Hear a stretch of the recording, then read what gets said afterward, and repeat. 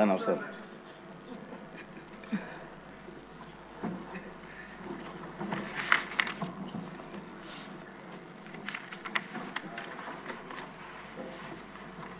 సభ్యులందరికీ నమస్కారం అండి.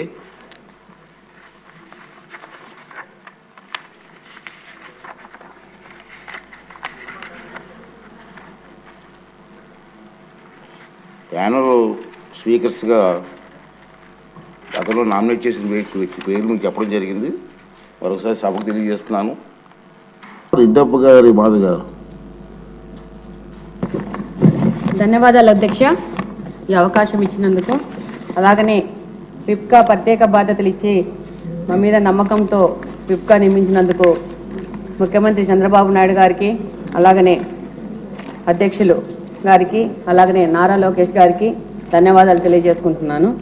అధ్యక్ష, మహిళా సంరక్షణ కార్యదర్శులు అని చెప్పేసి గత ప్రభుత్వము సచివాలయ విధానాన్ని మొదలుపెట్టి అందులో వివిధ విభాగాలకి రిక్రూట్మెంట్ చేసుకొని వివిధ విభాగాల్లో ఉద్యోగాలు ఇచ్చి పెట్టారు. కానీ మహిళా సంరక్షణ కార్యదర్శులకి వాళ్లకు ఎవరి కింద పనిచేయాలనే విషయం మాత్రము స్పష్టంగా లేదు. వాళ్ళకి ట్రాన్స్ఫర్లు కావాలంటే పోలీస్ డిపార్ట్మెంట్ దగ్గరికి వెళ్లాల్సి వస్తుంది. వాళ్ళ మీద అడ్మినిస్ట్రేషన్ మాత్రం మున్సిపల్ డిపార్ట్మెంట్ చేస్తూ ఉంది. వాళ్ళ మీద ఎగ్జిక్యూషన్ మాత్రం ఎవరు చేస్తున్నారో తెలియని విధంగా తయారైపోయింది. వీళ్ళని చాలా డిపార్ట్మెంట్లు ఇప్పుడు మనకు సచివాలయంలో చూస్తే ఎక్కడైనా వాళ్ళకి ఇచ్చిన జాబ్ చార్ట్ ప్రకారం ఎక్కడైనా అక్రమ కట్టడాలు జరిగితే వాళ్ళు వెళ్ళి ఇన్ఫార్మ్ చేయాలని ఉంది. అలాగని అంగన్వాడీలోకి వెళ్ళిపోయేసి అంగన్వాడీలలో ప్రెగ్నెంట్ ఉమెన్ కానీ, అనిమిక్ పేషెంట్స్ కానీ, ఆఫ్టర్ డెలివరీ అయిపోయినాక లాక్టిక్ ఉమెన్స్ కానీ సంరక్షణ కూడా వీళ్ళకే అప్పచెప్పడం జరిగింది అధ్యక్ష.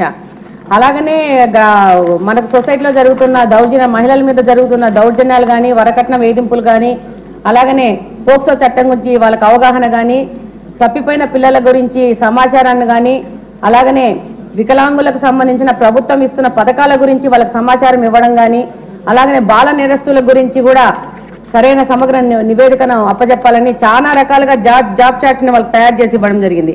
కానీ వాస్తవంగా ఈరోజు సచివాలయంలో గమనిస్తే ఈ యొక్క మహిళా సంరక్షణ కార్యదర్శులు ఏం పని చేస్తున్నారంటే జిరాక్స్ మిషన్లో పేపర్లు పెట్టుకుంటూ తీసుకుంటూ టైంపాస్ చేస్తున్నారు. కానీ వాళ్ళకి జాబ్ ఏంటి, వాళ్ళు చేయాల్సిన పని ఏంటనేది దిశానిర్దేశం లేకుండా వాళ్ళదొక్క ఒక పోస్ట్ వేస్ట్ అయిపోయిన విధంగా తయారైపోయింది. ఇప్పుడు మంచి ప్రభుత్వం, తెలుగుదేశం ప్రభుత్వం, కూటమి ప్రభుత్వం వచ్చింది. ఈ యొక్క సచివాలయ ప్రక్షాళన అనేది చేయాల్సిన అవసరం ఎంతగానో ఉంది. వీళ్ళకి వీళ్ళ డ్యూటీస్ అనేసి ఒకసారి ప్రభుత్వం ఆలోచించి వాళ్ళకి సరైన దిశానిర్దేశం ఇవ్వాల్సిన అవసరం ఉంది అధ్యక్ష. నమస్కారం అధ్యక్ష. ఇప్పుడు ఆపరేషన్ లేకుండానే మోకాళ్లకు ప్లాస్మా ట్రీట్మెంట్. మీ ఆర్థోపెటిక్ సమస్యలన్నిటికీ రోబోటిక్ టెక్నాలజీ ద్వారా తక్కువ ఖర్చుతో శాశ్వత పరిష్కారం. Free consultation. ప్రతి ట్రీట్మెంట్ పై 20% డిస్కౌంట్.